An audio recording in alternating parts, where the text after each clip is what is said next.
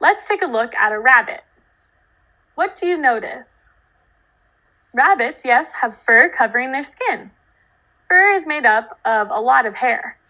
We have hair on our bodies too, but not as much as a rabbit. Rabbit fur is soft and cuddly. They have this fur to keep them warm in the winter and protected from rain and bugs in the summer. Here is an antelope. They have hair covering the skin on their bodies, but their hair is not very soft. If you were to rub it, it would feel rough and not cuddly at all. This rough hair helps the antelope keep dry and cool in the summer, like a sunshade, and warm in the winter, like a warm coat.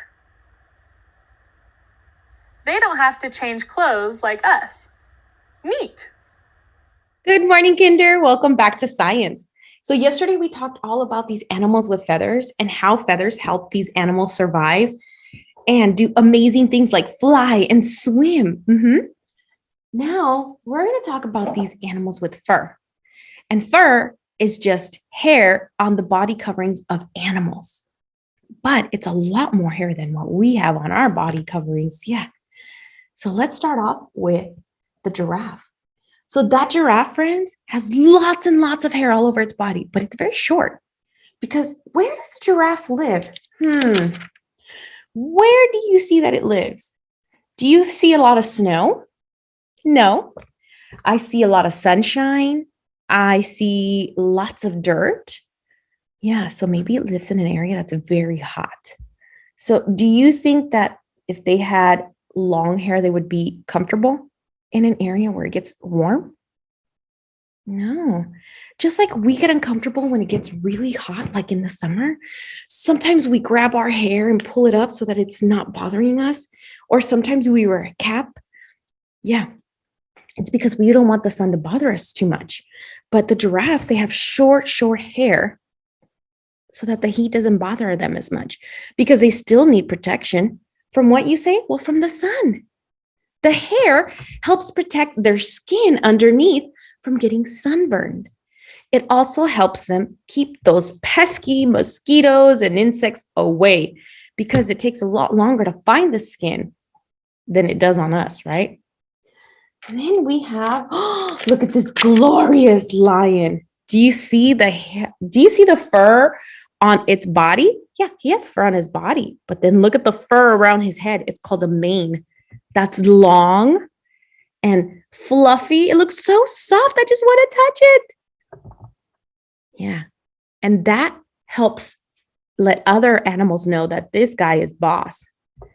Most lions, male lions, have that mane to signify who they are because that means they're pretty important. It also helps protect them from nuisances because look at where they live. Lots of grass, lots of trees, probably lots of insects, just like the giraffe, right? Yeah. And look at this guy. We have the panda. The panda also has fur. And look, he looks a lot fluffier than those giraffes. That means that he has a lot more fur on him. He has a lot more hair. And just like the panda, the white polar bear, do you remember them? Look at it. Yeah.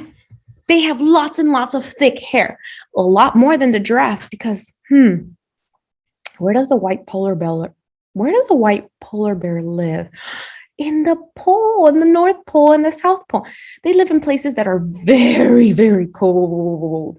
And just like we put on a coat and a jacket to keep warm, the animals, they can't go to the store and buy a coat. No, they have that fur, that thick, lots and lots of fur on their body to help them keep warm so that warmth from their body does not go away. It stays there and they can stay cold and be comfortable in the cold. So what I'd like for you today is I'd like for you to draw one of your favorite animals with fur. And we've gone through a few examples, but this is not at all of the examples of animals with fur in the world. So get creative and I want you to draw an animal with fur. Send it to us here on Schoology. Bye, friends.